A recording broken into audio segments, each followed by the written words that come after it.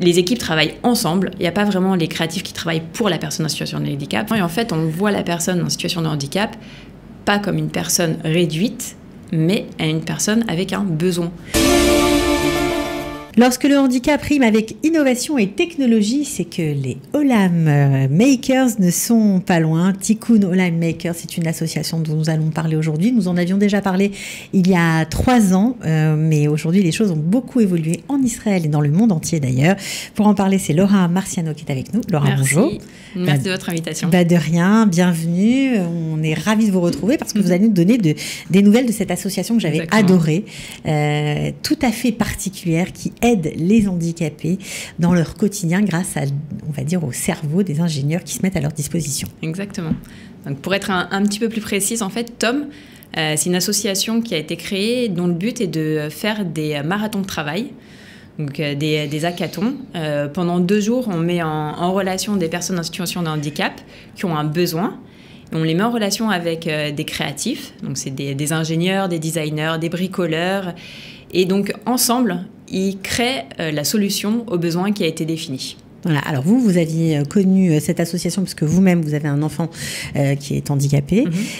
C'était TOM Israël à l'époque. Exactement. Donc Tikkun Olam Makers Israël. Mais aujourd'hui, les choses ont évolué. Voilà. Donc TOM Israël a été créé en 2014. Et nous, depuis le début, on fait partie de l'association en Israël.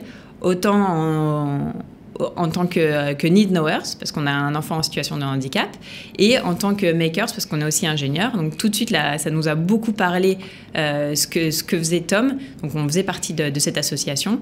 Et voilà, au fur et à mesure des années, TOM s'est agrandi, est devenu TOM Global.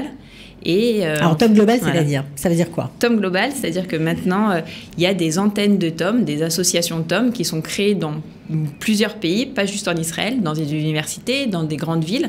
Et donc, chaque antenne est une association à part entière, mais s'engage à respecter la recette de TOM, c'est-à-dire qu'au bout des 2 jours d'hackathon, tous les produits qui sont faits, tous les codes qui sont développés, tous les designs qui sont créés sont libres d'accès et sont disponibles sur la plateforme TOM Global sur le site. Alors, il y a des trouvailles incroyables. Il y a des gens qui, suite à un accident, qui faisaient du surf, par exemple, ne peuvent plus faire de surf. Quelque chose a été conçu pour eux. C'est dans tous les domaines. Exactement, c'est vraiment dans tous les domaines. Ça peut être dans le monde du sport. Par exemple, pour des vélos qui ont été développés, enfin un vélo qui a été développé pour une personne qui a perdu une jambe mais qui voulait remonter sur un vélo. Le surf, par exemple, qui a été développé pour une personne qui voulait remonter sur un surf. Ça peut être aussi dans le monde de la culture.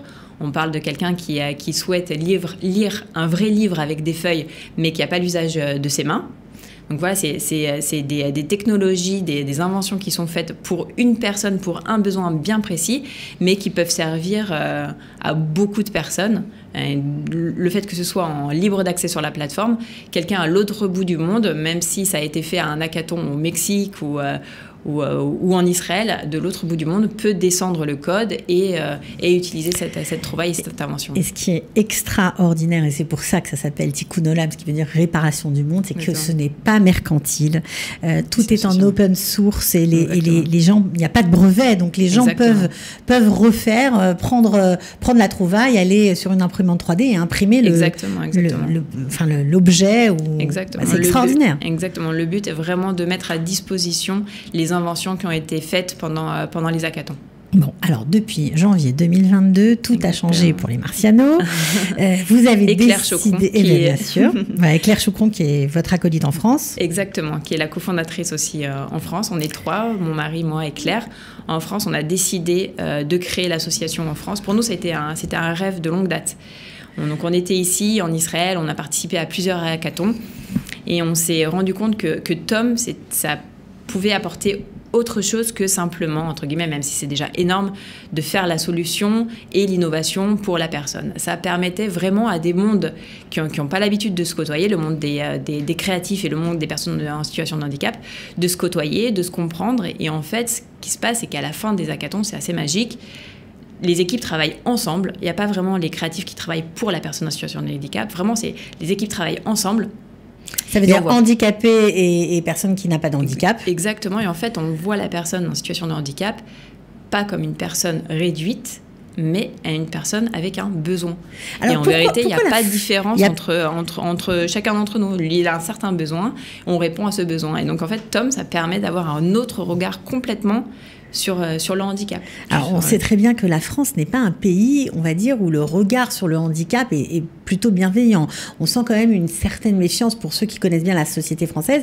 Ce ne sont pas les mondes qui se mélangent. Ça évolue beaucoup. On a beaucoup de chance. C'est quelque chose qui évolue beaucoup. Mais on est encore dans une situation où beaucoup de personnes en situation de handicap ont des craintes quand ils sortent parce qu'il y a un regard fuyant des autres. C'est un regard vraiment, c'est un regard de méconnaissance. Vous l'avez vécu, vous ? Ah oui, tout à fait. Nous, quand on part en France avec mon fils et toute la famille et qu'on va dans les parcs pour enfants, les gens ne demandent pas à leurs enfants d'aller jouer avec mon fils comme ça se passe ici en Israël. Au contraire, ils leur disent non, ne va pas le voir, ne le dérange pas, le pauvre, ne le dérange pas.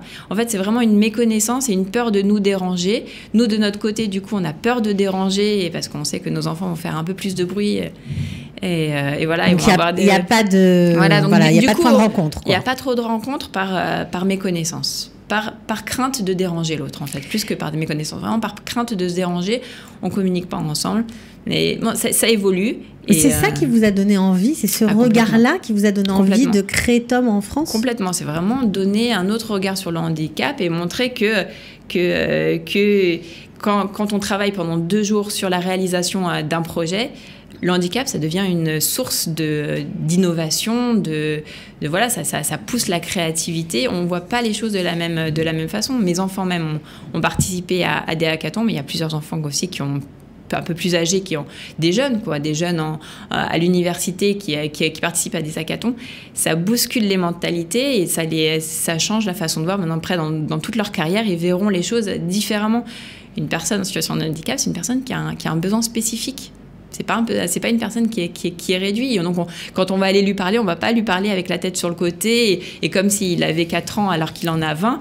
On va aller lui parler exactement de la même façon qu'une autre personne. Et on va peut-être essayer de comprendre si on a quelque chose pour l'aider. Alors, vous avez ouvert en tout cas l'association française en janvier 2022. Et là, au mois de juillet, vous lancez le premier hackathon. Comment ça va s'organiser ? Comment ça va se passer ? Qu'est-ce que vous allez faire ? Est-ce que vous le savez déjà ou pas ? Alors voilà, en 2022, donc l'association Tom France, c'est vraiment une association indépendante de loi 1901, donc qui vit sur les dons. On peut donner des CERFA aux personnes qui font des dons. Et donc la première étape, c'est l'hackathon le 12 et 13 juillet à La Ruche, à Paris.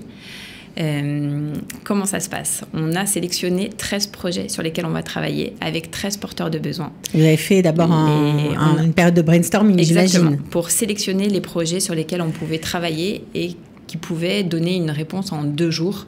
En 2 jours, on peut répondre à ces besoins. Donc, tous les projets qui ont été sélectionnés sont sur notre site, tomfrance.fr. Ça va vraiment dans tous les domaines. On a un casque de réalité virtuelle qui va fonctionner sans les mains. Donc ça, c'est un projet pour Jonathan. On a un système qui va permettre à la fille de David de pouvoir être comprise par son environnement. Parce qu'au jour d'aujourd'hui, c'est simplement sa mère, son père qui la comprennent, mais pas le reste de son environnement. Donc ça va quoi ? Ça va être quelque chose qui va traduire ses paroles ? Je ne vais pas vous donner des indices sur la solution. D'abord parce que c'est important pour les makers de ne pas les bloquer sur une solution, de leur donner champ libre. D'accord, il faut trouver une solution, quelle qu'elle soit. On a le défi, il faut la solution. Bon, pareil, il y a Nadège qui a eu un accident, qui est amputée, qui a une prothèse de jambe entière, qui est viticultrice et qui voudrait faire du jardinage. Mais quand on a une prothèse jambe entière, en fait, on ne peut pas se mettre accroupi. On tombe, donc elle veut une solution pour se mettre accroupi et faire, en tout cas pour faire du jardinage. Donc voilà, il y a plein de... Donc 13 projets. La semaine prochaine, on se rencontre pour la première fois, les makers, les need knowers, et on va définir les équipes. Telle personne travaille sur tel projet. Et c'est parti pour 3 semaines de brainstorming où ils vont discuter des solutions possibles, des matériels, des outils à avoir le jour J, le jour de l'hackathon. Et tout sera mis à leur disposition pour pour l'hackathon, et donc ils pourront commencer à travailler et trouver des solutions concrètes. Alors, solution. Je suis obligée de vous poser la question parce que vous venez d'Israël, vous vivez en Israël, vous avez étudié ici, donc vous connaissez que c'est une société assez, on va dire, allez, je vais pas dire... Bon, enfin, du jour au lendemain, qui bouge, les choses qui sont pas figées, très flexibles. Que la France, c'est quand même plus protocolaire, c'est plus carré. Alors, est-ce que ça va être un frein dans la créativité ou pas, ou justement, vous voulez mettre un coup de pied dans les fourmilières? Je pense que ça va être une bonne façon pour nous de voir ce qu'il y a à apporter, que chacun peut apporter. Nous, on vient avec notre background israélien. En France, on a été obligé de s'adapter à la mentalité et à la façon de travailler des sociétés françaises. En fait, on travaille avec des partenaires, des entreprises françaises qui envoient leurs employés pendant l'hackathon pour qu'ils travaillent sur nos projets. Donc, on a dû s'adapter à leur façon de travailler. Je pense qu'on va devoir faire un mix entre nos deux façons de travailler. Voilà, les deux méthodes pour s'enrichir les uns les autres et en sortir des solutions. Voilà, bon, en tout cas, franchement, bravo. Félicitations pour ce lancement. Je crois que vous avez été aussi très apprécié par l'ambassadeur de France en Israël qui vous a reçu. Oui, exactement. C'est assez rare, il faut bien le dire, pour une association en fait, il a compris, je pense qu'il a compris, lui et sa femme ont compris l'impact que Tom pouvait avoir sur la société. C'est pas simplement 2 jours où on fait des solutions. Vraiment, on peut changer la façon de voir le handicap. Notre rêve, ce serait de rentrer dans les universités, dans les écoles, pour dès le plus jeune âge, montrer aux enfants que on est tous différents, on a tous des besoins qui sont différents et que on peut apporter notre aide. On a chacun à notre façon la possibilité d'aider notre prochain. Bon, c'est des valeurs qui sont très juives, mais qu'on peut importer, exporter. Mais bien sûr, voilà, pour être la lumière du monde et réparer le monde. Voilà, en tout cas, c'est tout ce que je vous souhaite. Bravo. Merci beaucoup. Bravo Laura et bonne chance pour cette nouvelle aventure. Merci beaucoup. À bientôt. À bientôt. De la générosité, des talents et du cœur. C'est la sauce du jour sur studioqualita.com.